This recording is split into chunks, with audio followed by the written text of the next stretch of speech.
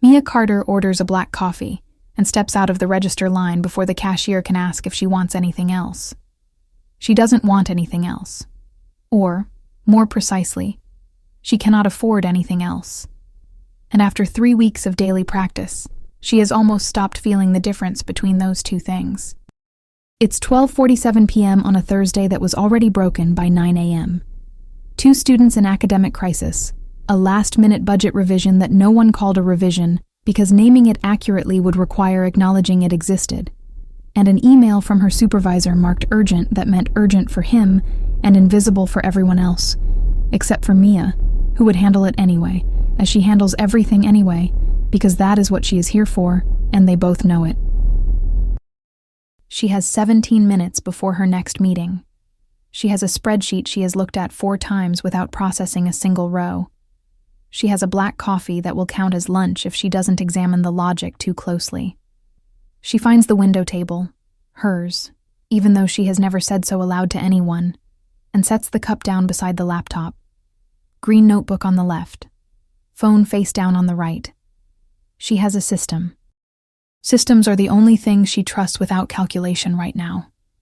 3 weeks ago, she sent $300 to her mother for a car repair that genuinely couldn't wait. 2 weeks ago, she pushed her own utilities payment to the following month. Last week, she ran the numbers on what she spends on food and decided that number could be smaller. This week, smaller means coffee.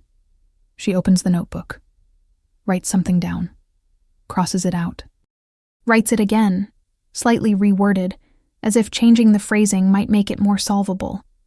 The item doesn't change. Only her handwriting does. She's not watching the rest of the café when a man with a cafeteria tray settles at a table 2 spots to her right. Not beside her, just near enough to share the same ambient quiet. His tray holds rice, chicken, something green, an actual meal. She doesn't watch him sit. She is watching the spreadsheet. The machine coffee here is a real commitment to disappointment, he says, not at her, into the air between them. She looks up before deciding to. The alternative is worse, she says, before her internal filter can engage. He nods. Once. Doesn't push. Goes back to eating. Mia holds still for a few seconds. The cafe is loud in every direction around them. His presence is not. She goes back to the spreadsheet. This time she can read it. She doesn't know what just happened. She doesn't know yet that this man, a stranger with a full tray and an offhand comment about bad coffee, will become, over the next several weeks, the only presence on this campus that makes her feel like she doesn't have to hold every single piece of herself together all at once. She just knows she can read the numbers now. And somehow, that is already the strangest thing that has happened to her all month. If someone once made you feel less alone simply by being near you, without asking, without needing anything back, you already understand what this story is really about. Subscribe so you don't miss where Mia and Noah go from here. Every story like this one takes real time and care to build. And knowing you're here is exactly what makes it worth it. 3. The window table. Mia's job title is University Student Support Coordinator, which is an official way of saying she is the person everyone contacts when the institutional structure cracks and no one else wants to be the one standing inside the gap. She handles academic appeals, financial aid escalations, well-being referrals, and the kind of interdepartmental decisions that require somebody with no formal authority and enough patience to navigate 4 departments without starting a conflict. She attends meetings where solutions are discussed but rarely made concrete, and then she makes them concrete quietly afterward. She writes reports that inform policies she has no power to implement. She knows the direct line for the registrar's emergency desk, which is not a desk that officially exists, but which she has called 7 times this semester. She is good at this. Genuinely, structurally good at it. Not because she is a natural fixer by temperament alone, though she has been performing that role since she was old enough to understand what her family needed, but because she understands what it feels like to be the person in the gap between what a system promises and what it actually provides. She has lived in that gap. She knows its exact dimensions. What her job title does not say, She arrives 40 minutes early to stay ahead of the day. She eats at her desk on Mondays and Tuesdays when meetings stack end to end. Wednesdays through Fridays, she goes to the campus café for what she calls a lunch break, and which has, gradually and without any single decisive moment, become something else. She doesn't love the café. The food is unremarkable. The machine coffee is, as accurately noted by someone she's only just met, a commitment to disappointment. But the window table has afternoon sun through wide glass, warm enough to make the room feel like a place rather than an extension of the office. And there is something about sitting near a moving world without being part of it that allows her to unclench, just slightly, before going back. She opens the green notebook. Not a journal. She established this clearly for herself years ago, when someone recommended journaling as a stress tool, and she sat with a blank page and felt nothing useful emerge. The notebook is a system, priorities, timelines, notes on what needs to be remembered and when. It is functional. She is functional. This is the story she tells, and it is not false. It is simply incomplete. The incomplete part. The notebook also contains, in its margins and its crossed-out lines and its rewritten versions of the same thing, a record of someone trying very hard not to need anything. The strike-throughs are not corrections. They're suppressions. The rewritten lines are not improvements. They're negotiations with herself about what is permissible to acknowledge. She has not named this. She is not sure she wants to. What she doesn't write in the notebook, the numbers. She doesn't need to. She knows them by feel now, the way people know their own weight, without stepping on a scale. Her bank balance at any given Thursday hovers in a range that requires active management. Her mother's finances require a different kind of management, the kind that has no formal name because naming it would mean accepting that it is, structurally, a permanent arrangement. Diane Carter raised Mia alone through a series of circumstances that were partly bad luck, and partly a world that treats women like her unkindly and consistently. Mia does not resent this. She understood it young, and decided early that resentment was a luxury she couldn't carry alongside everything else. What she does instead is manage. She sends money when her mother needs it, before being asked when she can predict it, after being asked when she cannot. She tells her mother she is fine. She tells everyone she is fine. She has said it so many times that she has stopped registering the effort it requires. What she hasn't stopped registering, though she works hard not to, is hunger. Not dramatic. Just the persistent, low-level awareness that she skipped a real meal today, yesterday, probably tomorrow. The Thursday after the coffee comment, she is back at the window table. Same cup, same laptop, same notebook. Noah Park walks in at 12:52 p.m. She knows this only because she glanced at her screen clock immediately after glancing at the door, which she doesn't usually do. He gets in line. He picks up a tray. He pays. He chooses a table, slightly different from Tuesdays, one position closer to the window, not beside her but adjacent. Like a dial moved one click. He doesn't say anything. He eats. He checks his phone once. He doesn't look at her in the way that waits for something back. She tells herself this is unremarkable, and then notices she said it to herself, which means some part of her had already decided it required comment. She leaves 3 minutes early for her next meeting. When she passes his table, he looks up, just the brief kind, the nod that doesn't require a nod back, but receives one anyway. She's halfway down the hall before she realizes she didn't feel hungry the entire time she sat there. She doesn't know yet whether that was because of him or because she was simply distracted. She suspects it might matter which one it is. The coffee nobody asked for. The first time Noah leaves something on her table, it is a small packet of shortbread cookies. She watches without appearing to watch as he collects his tray, and before sitting, makes a brief stop at the supply area near the service counter. A word exchanged. A small box transferred. He walks to his usual spot, and then, without pausing or making it a moment, steps over to her table and sets the cookies beside her coffee cup. From yesterday's departmental seminar, he says. They always overorder. I can't eat 12 of these myself. He goes back to his table, He doesn't wait for her to react. Mia looks at the packet. Shortbread. 4 cookies. She knows the rough caloric math without wanting to. She opens it. She eats one while looking at the spreadsheet. Then a second. She folds the top of the packet closed and sets it precisely beside the green notebook. Not hidden, not dismissed. Just placed. "Thank you," she says, not loudly. "You're welcome," he says, equally quiet, without looking up from whatever he's reading.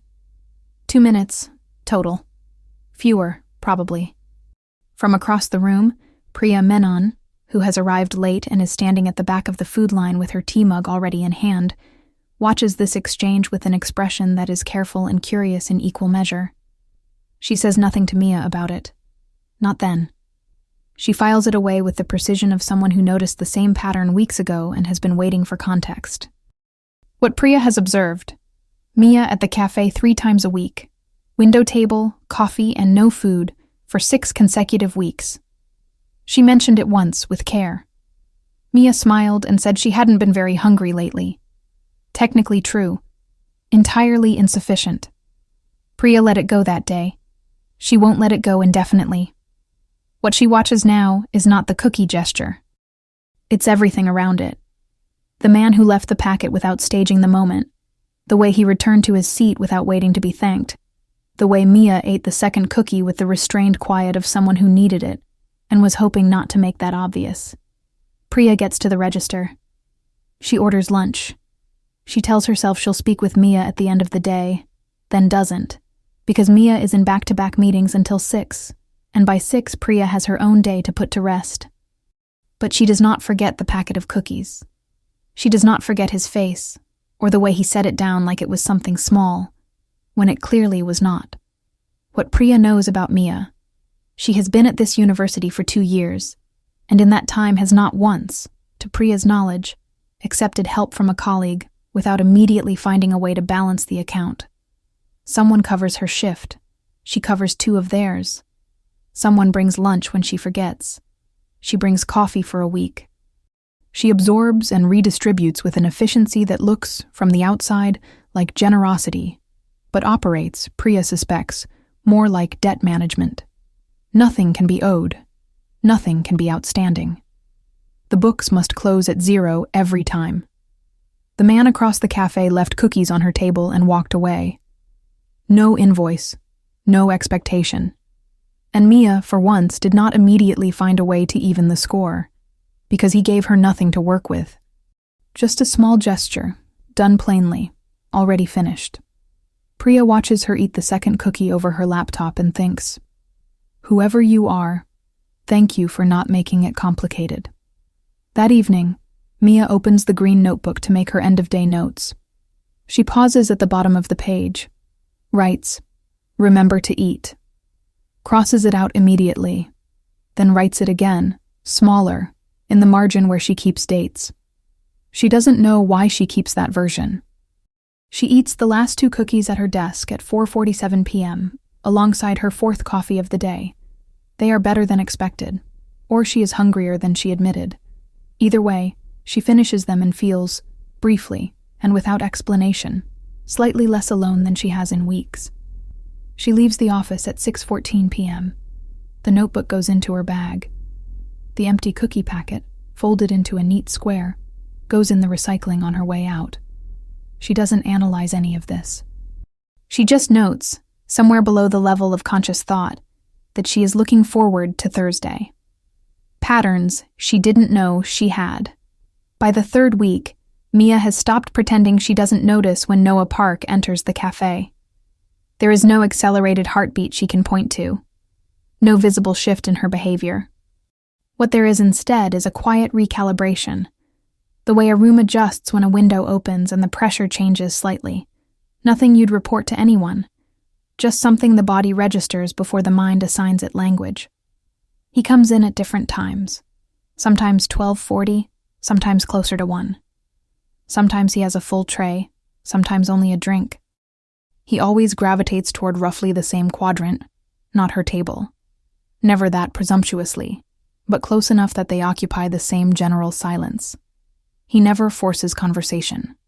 When they exchange words, it's because one of them said something small and the other answered, and then it was finished. She doesn't have a name for what it is. She doesn't try to give it one. Marcus Elliott appears on a Wednesday, dropping into the seat across from Noah with the ease of someone who claims every room he enters without effort. He's got a disposable coffee and half a wrapped sandwich, and he talks to Noah with the fast, low-register shorthand of people who have known each other long enough to skip the frame narrative. Mia doesn't catch the words. She's not trying to.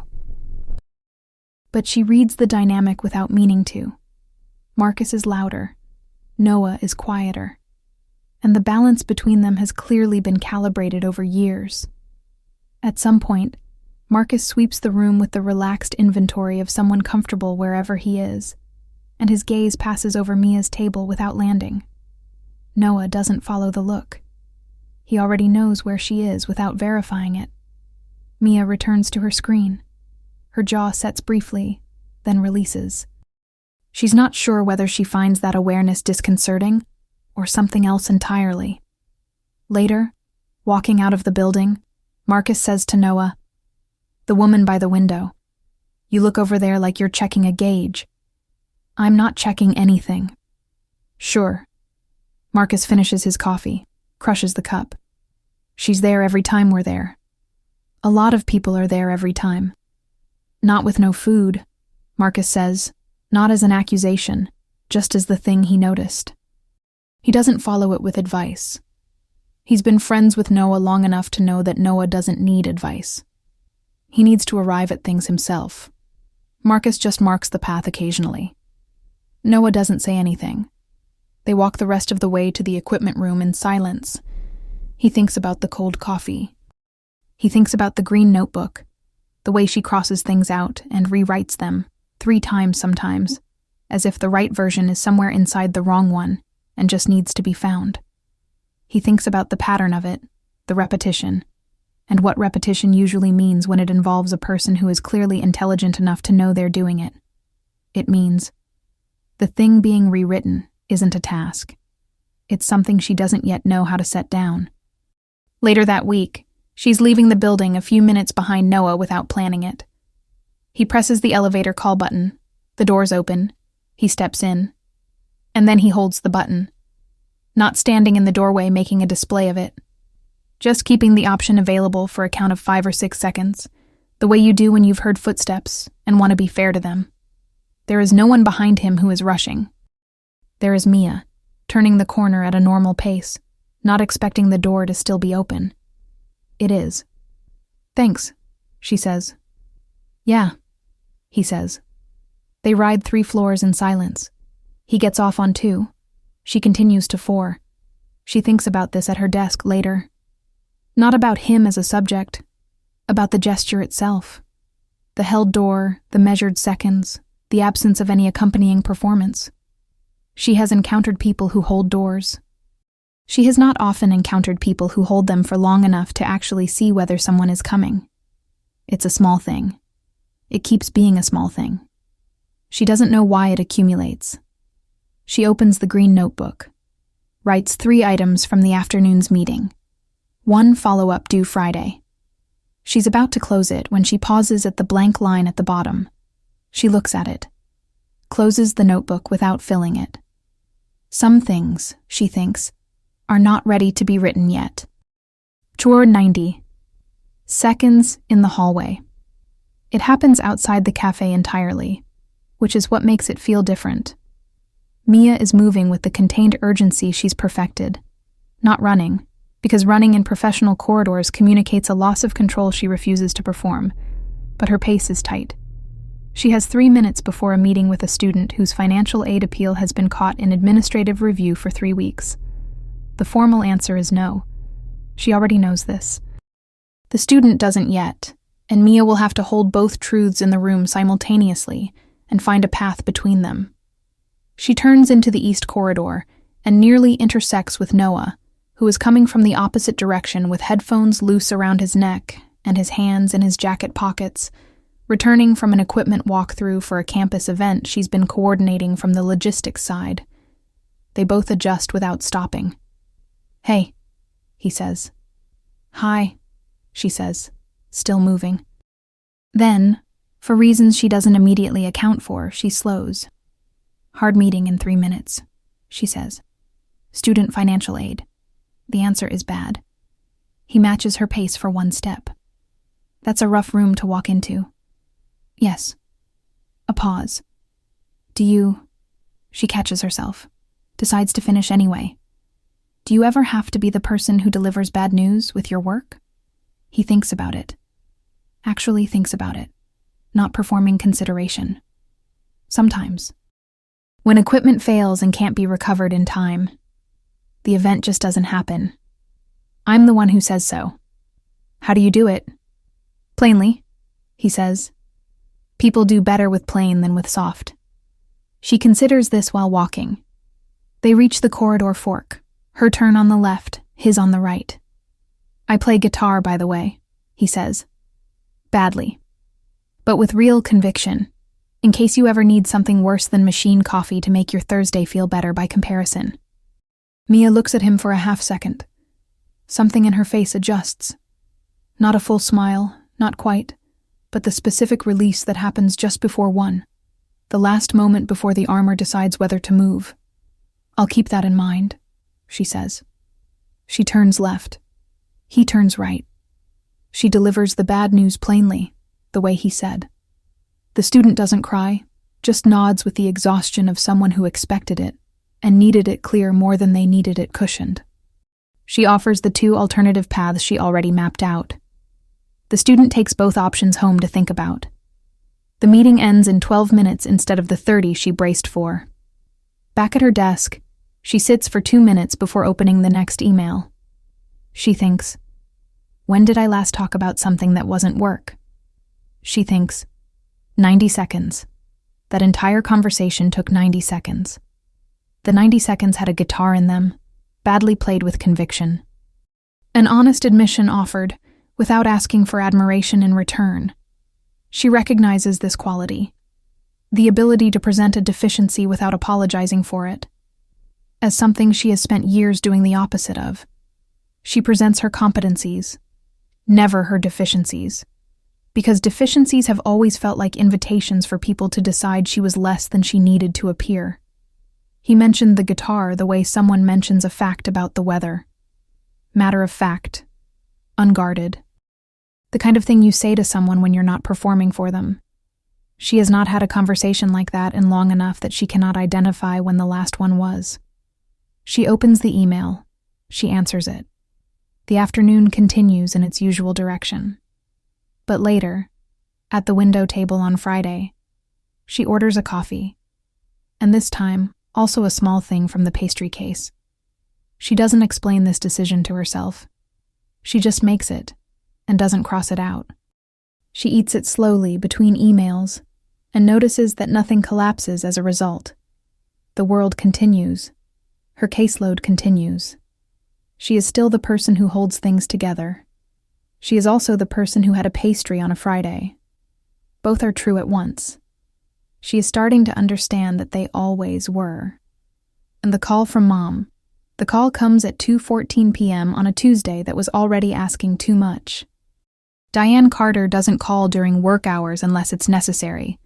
She knows Mia's schedule and treats it like a fragile structure she cannot afford to knock. So when the name appears on her screen mid-meeting prep, Mia steps into the corridor without explanation and answers before the second ring. Mom. Hi. Hi, baby. I know you're at work. I'm sorry.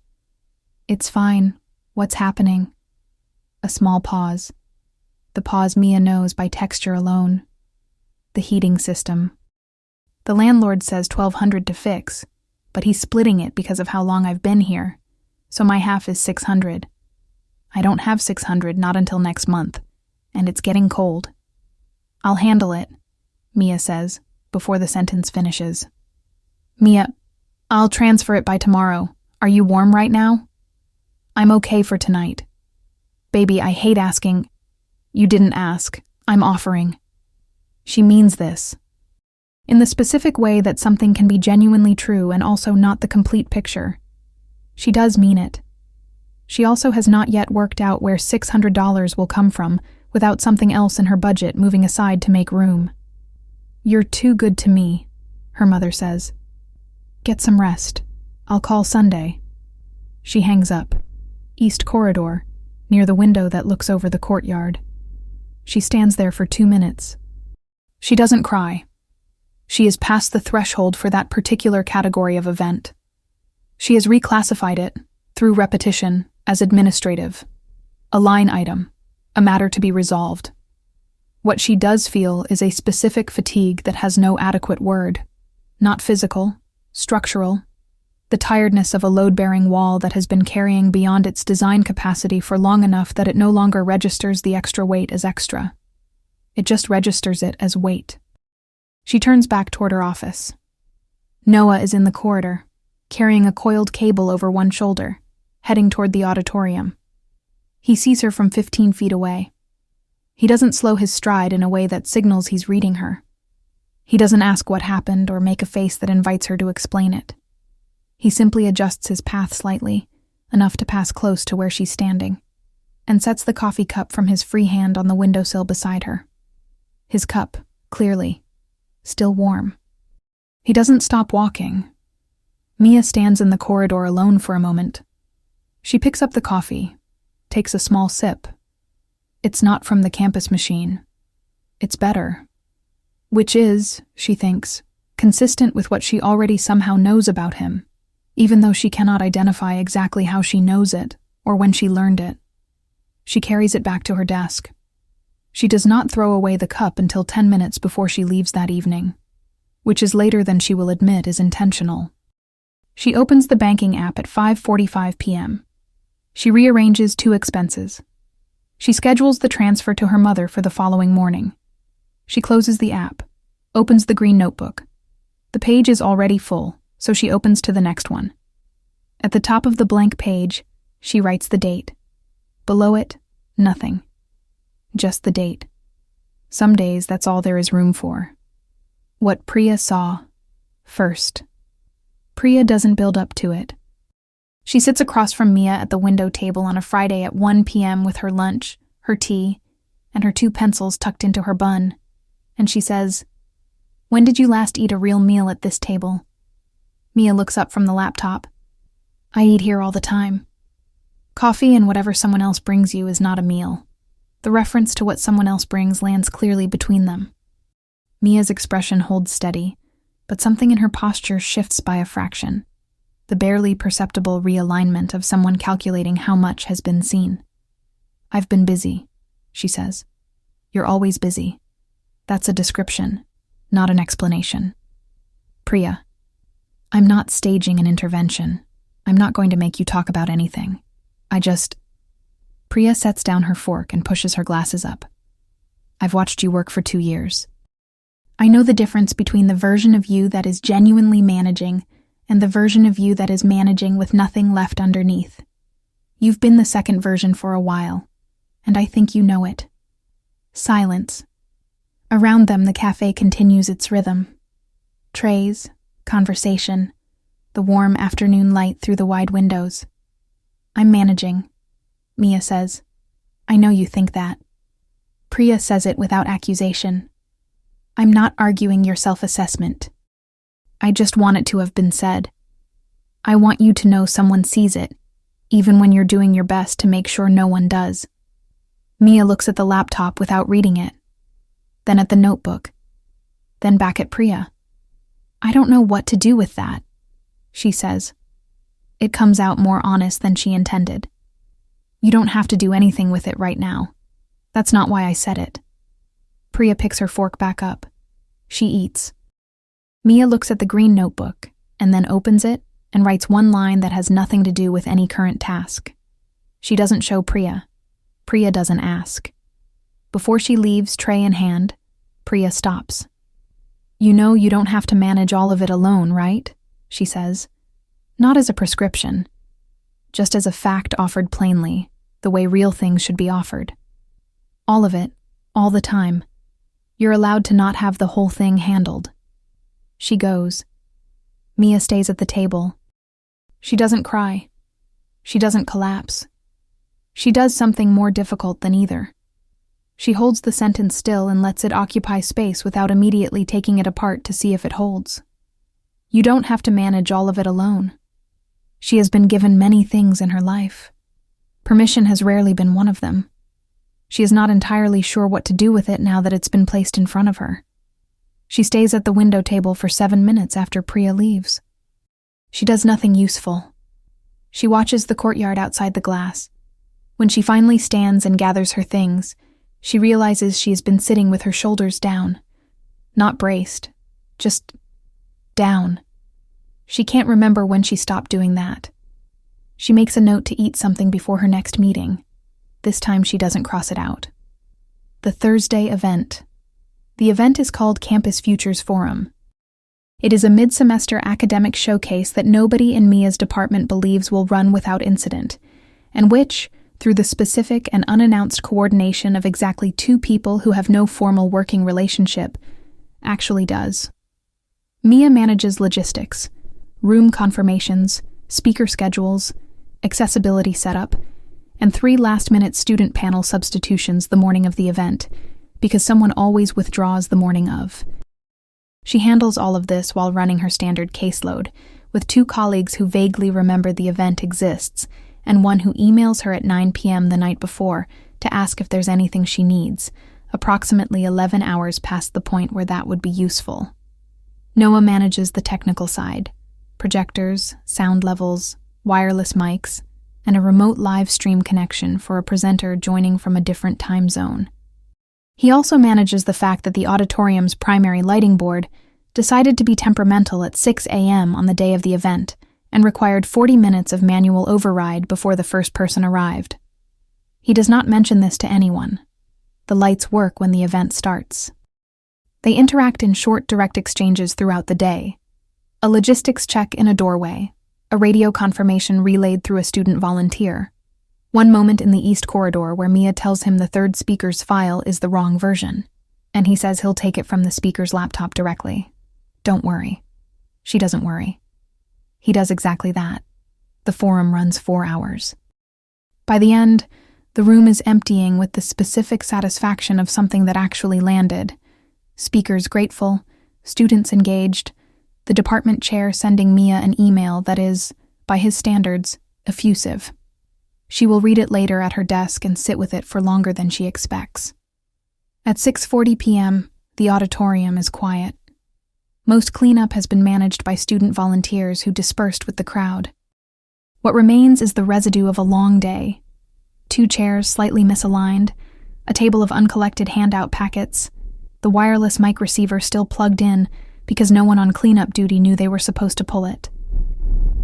Mia is gathering the handout packets into a bag when Noah disconnects the receiver, coils the cable with the ease of someone who has done it thousands of times, and lowers it into the equipment case. The overhead lights have dropped to the post-event setting. Lower, warmer. The kind of light that makes a large institutional space feel, just briefly, like somewhere people actually are, rather than somewhere they pass through. That ran well, he says. Barely, she says. The slide format for the second panel was wrong until 10 minutes before. But it wasn't wrong when it mattered. She pauses, looks at him. You were impressive today, he says. Not the event. You. The way you held it together when things shifted at the last minute. She doesn't know immediately what to do with that. Professional compliments she has received before. Gracious, calibrated, delivered at the correct emotional distance. This is not that. He is not referring to a deliverable. He's referring to her, specifically, as a person who did a thing. Thank you, she says. It comes out quietly. More quietly than her usual practiced acknowledgments. He doesn't make it larger. He goes back to the equipment case. She goes back to the bag of packets. The hall is silent except for the soft sounds of an event finishing. It occurs to her, in that quiet, that this is what most of her days look like from the outside. Competent, controlled, resolved. People see the finished version of every problem she handles. Never the 10 minutes before, the rerouting, the silent recalculation when a variable changes, and she has to absorb it without anyone noticing. They see the event run well. They don't see the 6 a.m. lighting board. He was here for that part. He didn't see it incidentally. He was in the same position she was. And he is the one telling her it was impressive. For the first time in several months, Mia Carter walks out of a work event without immediately calculating the next item on the list. She sits in her car in the parking lot for a moment before starting the engine. He wasn't looking at what she did. He was looking at who she is while doing it. She felt the difference. She still feels it as she drives home. And for the first time in longer than she can track, she doesn't open her laptop again that night. Green notebook, 6 colors. The following Tuesday, the notebook is open to an unusual page. Not a task list, or not only. There are budget notes in the upper right corner, a phone number from a call this morning, and in the lower left, what could generously be called a diagram, a set of arrows pointing at each other with no single clear origin. Mia has been trying to map a student case involving 4 overlapping departments, and no one willing to own the final decision. The spreadsheet version wasn't working. She moved it to paper.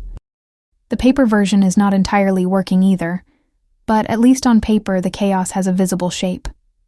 Noah sits at his usual table. At some point his gaze drifts in her direction, not intrusively, just the natural visual drift of 2 people in adjacent space, and lands on the notebook. "That's a lot of different things happening on one page," he says. "It's a method," she says, slightly defensive. "I didn't say it wasn't working." She looks at it again. Then, for reasons she can't fully trace, "It's a student case. 4 departments, 4 interpretations of whose authority it falls under. I'm mapping the decision paths to figure out which one has the least resistance. And the colors? 4, not 6. Red is institutional constraint. Blue is individual circumstance. Green is timeline. Black is what I actually control." He leans forward slightly, elbows on his own table. "I do something similar with cable routing on complex setups. Different symbols for signal type, power, and control feeds. By the end of a big install, it always looks like one color. What do you do then? Step back from the page. Look at the whole thing, instead of the individual lines." She picks up the notebook, holds it at arm's length the way you hold a painting you've been standing too close to. The diagram, from this distance, makes a different kind of sense. The arrows don't resolve the problem, but she can see where it actually originates. She says. "Yeah," he says. He goes back to his lunch. She goes back to the notebook, marks the origin point, follows the first decision path through. In 20 minutes, she has the routing. The department that should own the decision is the one that has been claiming it doesn't have jurisdiction. She drafts the email while her coffee is still warm. Later, after the student's case is officially transferred and the email thread closes, she sits at her desk and looks at the green notebook in her hands. She has had this notebook for 8 months. In those 8 months, it has been, exclusively, a container. A place to put every piece she has to hold so none of them drop. The cover is slightly bent at the corner. The spine is broken at page 60-something from how often she opens and closes it. Someone looked at it today and saw a method. Not a symptom of overfunctioning. Not a sign of someone who can't delegate. A system. Something that made sense to a person outside her own head. She doesn't know what to do with that recognition. She's not used to being seen clearly, and not feeling like she has to manage the person doing the seeing. She closes the notebook, picks up the coffee. Outside the window, the campus is in its afternoon rhythm. Somewhere across the building, she imagines Noah is checking equipment, or running a sound test, or doing whatever it is he does in the spaces where events happen before anyone else arrives. She thinks, step back and look at the whole page. She thinks, I've been standing too close for a long time. She opens the notebook to a fresh page. At the top, for the first time in its 8 months with her, she writes something that is not a task, a date, or a problem. She looks at it, crosses it out, habit, then writes it again, smaller, in a space where it can stay. The day she stopped. She doesn't see it coming. Or rather, she sees it coming the way you see weather, You know the conditions are right. You simply don't know which hour it will arrive. It's a Thursday, 12:51 p.m. Mia is at the window table with the green notebook closed beside the laptop, which is open to an email she has been drafting for 11 minutes without advancing past the second paragraph. The email is a response to a department inquiry about a student she's been advocating for over 6 weeks. If she words it carefully, it buys the student 2 more weeks of review time. If she words it poorly, the case closes. She has not been able to word it at all. This is not because she doesn't know what to say.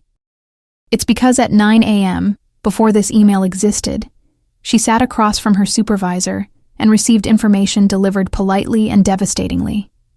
Her caseload is expanding in the next enrollment cycle.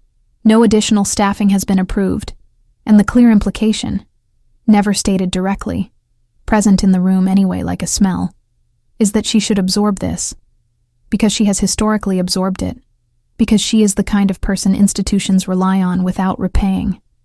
She said she understood. She thanked him for the heads up. She walked back to her desk, handled 2 student calls and a report submission, and then came here. The coffee in her hand is cold.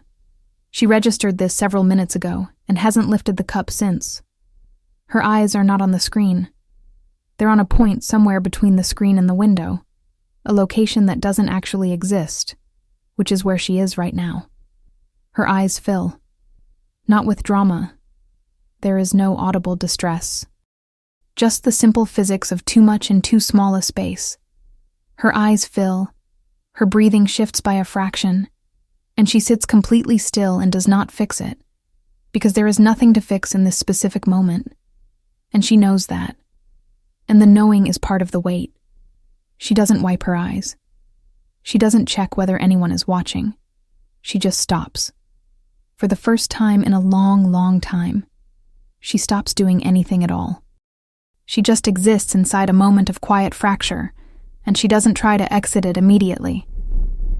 What she is feeling, underneath the stillness, is not grief exactly. It is the accumulated interest on grief that was never processed. Every time she smiled at the phrase, "I'm managing," every time she transferred money before her mother had to ask, every bill she quietly absorbed, every meal she skipped, and called it being efficient. It has nowhere to go. She has been too disciplined to let it move, and now it's just sitting inside her, cold and stationary, the way the coffee is cold and stationary in her hand. She is not broken. She knows this. Broken would be easier to identify. This is something more specific. She is a person who has been structurally sound for so long that no one, including herself, noticed that sound and okay are not the same condition. Noah enters the café at 12:57 p.m. He sees her from the door. Not the spreadsheet, not the cold coffee, not the closed notebook. Her. The quality of stillness that is different from focus, different from tiredness, different from any version of her he has observed over the past several weeks. He has learned, without trying to, how she looks when she is working, and how she looks when she is pretending to work, and how she looks when she is simply surviving the hour. What she looks like now is none of those. This is something else. He gets a coffee. He doesn't pick up a tray. He walks directly to her table, her actual table for the first time, and sets his cup down and sits across from her. He doesn't say anything. The cafe continues around them. A table of students argues amicably about something academic. The light through the window is the flat, honest light of midday that doesn't flatter anything. Noah's hands are on the table. He is simply there. After some minutes, she doesn't count them. Her breathing steadies. The weight doesn't leave, but the specific loneliness of carrying it without anyone nearby shifts by some fraction. "You don't have to talk right now," he says, quietly, without urgency. "But you also don't have to go through this alone." Her eyes are dry by then. She didn't cry, exactly, just came close, which is its own specific thing. She looks at him. He holds it without softening it into something more comfortable. "Okay," she says. One word. She doesn't elaborate. He doesn't ask her to. They sit at the window table until she has to return to work. She finishes the cold coffee. He stays until she stands. When she goes, he doesn't follow, doesn't offer anything else, doesn't frame the moment as a beginning of something he now expects a return on. She walks back to her office. The email is still unwritten. The caseload is still growing. The $600 still had to come from somewhere. None of that has changed. But something has, by 1 millimeter. She is not sure yet what to call it. She sits at her desk, opens the email, and writes the second paragraph, then the third, then the closing. She reads it once. She sends it. She didn't know she still had that in her. If this scene touched something in you, if you've ever sat quietly and hoped someone would notice without you having to ask, tell us in the comments what you felt. These stories are made for the people who understand them. You don't have to go through this alone. The day after, the student gets 2 more weeks. Mia reads the confirmation email at her desk and holds it there for a moment before moving to the next thing. She doesn't see Noah until the following Tuesday. He is already at the café when she arrives. Unusual, she's almost always first. And there are 2 coffees on the table. His, and one that could be hers, or could be coincidental. She sits at the window table. He looks over. "I guessed," he says, nodding at the second cup. "Black, right?" "Yes. Southside Coffee Shop, the one near the engineering building." "I know it. I've walked past it approximately 100 times. The line's bad at peak hours," he says. "But it's worth the 10 minutes if you go at the right time." She wraps both hands around the cup. It's warm and it smells the way coffee should. "Thank you," she says. And for the second time since she first said it to him over shortbread cookies, it doesn't come out like the way she thanks a cashier or a colleague or anyone else. It sounds like it is directed at him specifically, because it is. They sit in the kind of quiet that accumulates rather than strains. Mia opens the green notebook, makes 2 notes, closes it. Noah finishes his coffee and doesn't immediately leave. "Can I ask you something?" he says. "Yes." "How long have you been running like this?" She doesn't pretend not to understand the question.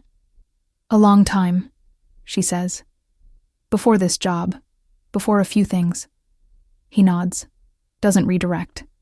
"My mom has been in a difficult financial situation for years," she continues, looking at her cup more than at him. "I've been helping since I had income to help with. I don't want sympathy for that. I made the choice. I'd make it again. It's just that it compounds. You stretch in one place, and something else compresses. And at some point, I decided the only way to make it work was to just not let anyone see the compression. And you've been doing that alone," he says. "There was no one else to do it with," she says. Then, "That sounds worse than I meant it." "No," he says. "It sounds accurate." A short silence. The cafe is light around them, students moving, someone laughing too loudly at the counter. "I had a relationship," he says, after a pause that means a decision has been made somewhere inside him, where the expectation was that I earn my place in it. Not a rule that was written anywhere, not something that was ever said directly. But every time I wasn't available enough, or present enough, or didn't produce the right emotional output on a particular day, it registered. She felt it, and then I felt her feeling it, and then I adjusted, and the cycle reset. Mia looks at him directly. "That lasted 3 years," he says. "By the end, I had forgotten what it felt like to just exist with someone, without calculating. How did you leave it?" Marcus told me something I didn't appreciate when he said it. He called it an audition. Said a relationship where you're always earning your right to be there is not a relationship, it's an audition with no casting decision. A brief pause. "He was right," Mia says. "He usually is. I just needed time to land on it myself." She drinks the coffee. He drinks his. A minute passes easily. I'm good at holding things for other people, she says then, with the deliberate pacing of someone finding the words while speaking rather than before. I know how to do that. I don't know how to let anyone hold things for me. I don't know what that looks like from the inside. I'm not sure I've ever really known. I know, he says. That's why I didn't ask. I just stayed. She looks at him, not assessing, not calculating what the right response is, just looking at him for a moment, as the person who has been sitting in adjacent silence for weeks without asking her to be different than she is. I noticed that, she says. Good, he says. And that is enough. For right now, it is. The first time she spoke about herself. What changes after that Tuesday is quiet and not immediately legible from the outside. Mia still has the caseload. She still sends money home when the month allows it. She still arrives early and stays late and knows the names of every advisor in 4 departments. She still carries the green notebook, and she still rewrites things 3 times before committing to them. None of the structures of her life have been dismantled. They don't need to be dismantled. They need slowly and with difficulty to be held differently. She notices the first real shift on a Wednesday afternoon, when her supervisor emails asking her to absorb a new responsibility that belongs, by any reasonable reading of the org chart, to a different department. She reads the email twice. She types a response that begins with, "I want to make sure I understand the scope before I proceed," and asks 3 specific clarifying questions instead of saying yes. Her supervisor responds with slightly compressed precision. She responds with calm precision. The scope is clarified. The responsibility becomes genuinely manageable within that clarity, and the email thread closes. She sits back in her chair. What she feels in this moment is not triumph. It's more quiet than that. It is the sensation of having done something small and true. She asked a question instead of absorbing a problem. She treated her own capacity as a resource with limits, not a liability to be managed invisibly. It took 11 words and a deliberate pause before typing. 11 words. She thinks about the 90 seconds in the hallway, about plainly being better than soft. She has been getting evidence on this for weeks. She is only just beginning to apply it to herself. Priya walks past her door and stops. "Did you push back on Henderson?" I asked clarifying questions. In Henderson's universe, those are the same thing. Priya leans against the doorframe, reading Mia's face. "Are you okay?" "I think so," Mia says, and means it in a way that feels new. Priya's expression moves through several things at once. She pushes her glasses up. She looks at Mia with the particular attention she's been giving her for 2 years and sees something that wasn't there before. Not resolution, not fixed, but present, in a way Mia sometimes isn't. "The guy from the café," Priya says. "His name is Noah," Mia says. "A beat." "Yeah," Priya says quietly. "I figured." She doesn't make it into a thing. She nods once and goes back to her own office, and Mia goes back to her work, and the afternoon continues. That Thursday, Noah arrives at the cafe from one direction, and Mia arrives from another, and they reach the door simultaneously. They both register this with a glance that holds for a fraction of a second longer than strangers' glances do. He opens the door and waits. She steps through. He follows. They sit at the window table. Both of them. He doesn't ask if that's all right. She doesn't offer the performance of considering it. She orders coffee. He orders coffee and a plate from the hot counter. When the food arrives, he slides the plate to the center of the table without comment. She takes the fork he's clearly not using and eats from it. It is not romantic in the way that is written for screens and designed for reaction. It is better than that. It is easy. "I've been rewriting the same line in the notebook since the beginning of the month," she says at some point, not looking up. "What line?" "It started as a budget note, but every time I rewrite it, it's becoming something else. I can't get it to say the right thing. Some things need to be said out loud first," he says, "before they fit on paper." She looks at him.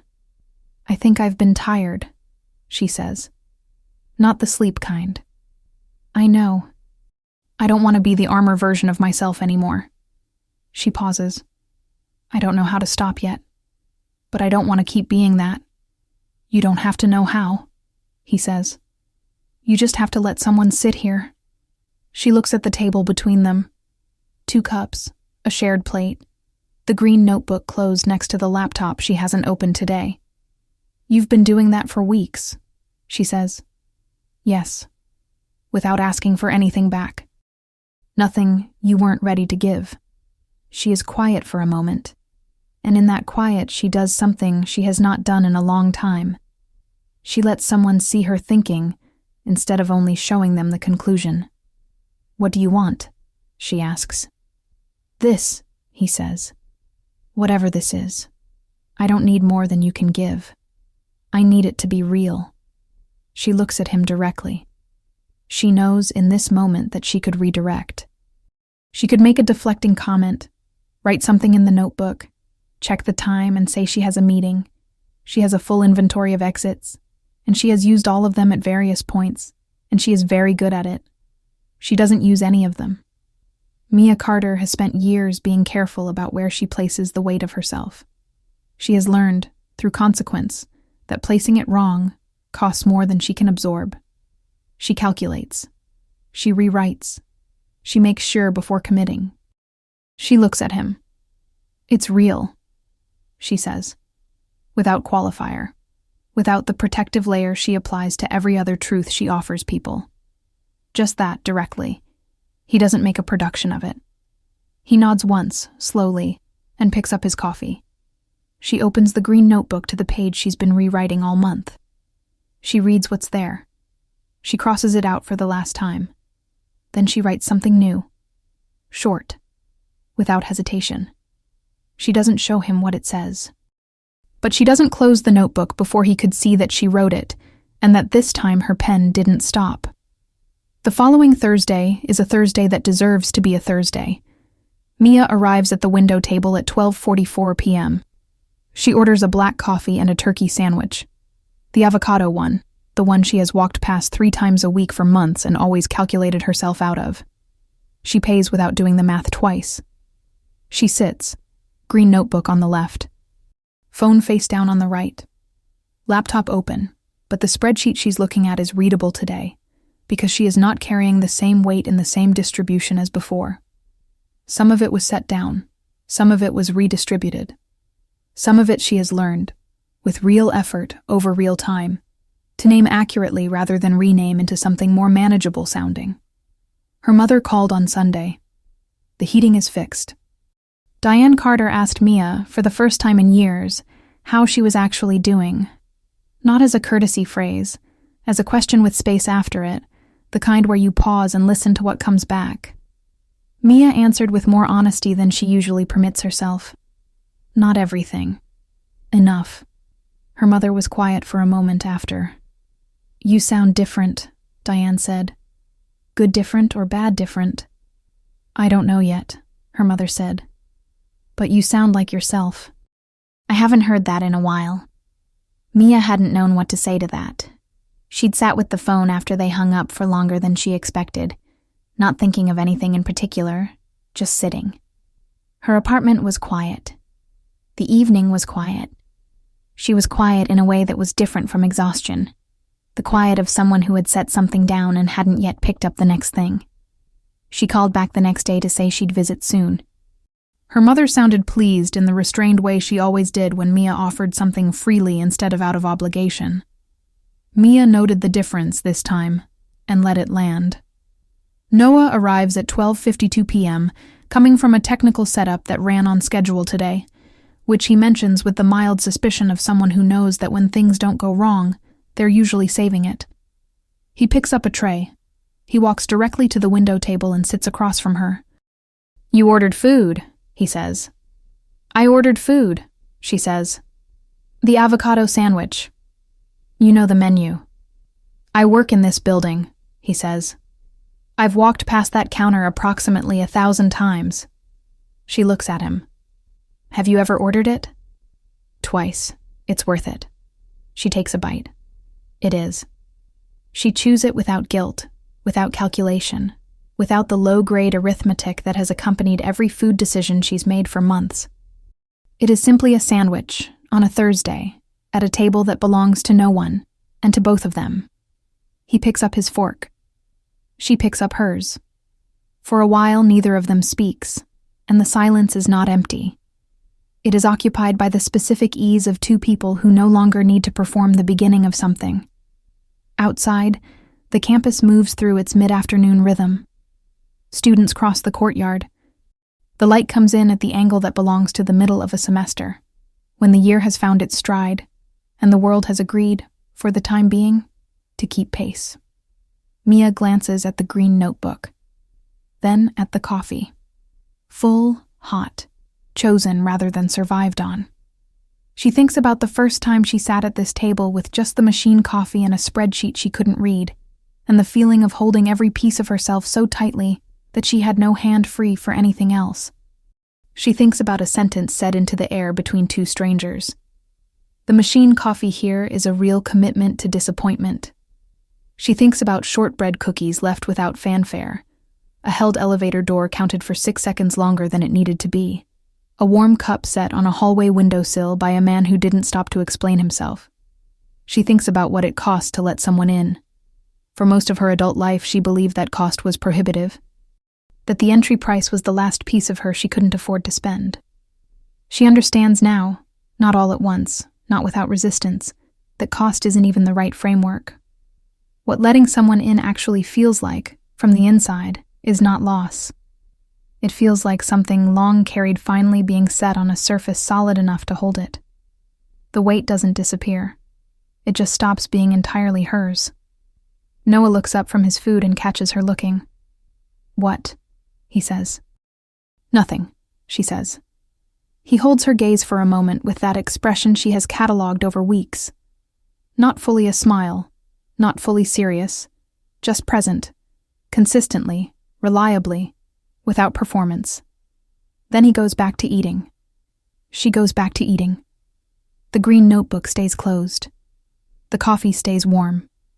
She isn't surviving this Thursday. For the first time in a long time, she is simply living it. If you made it to the end of this story, it's because something in it found you. Share it with someone who also needs to hear that they don't have to be whole to deserve care. And if you haven't subscribed yet, it would mean everything to us.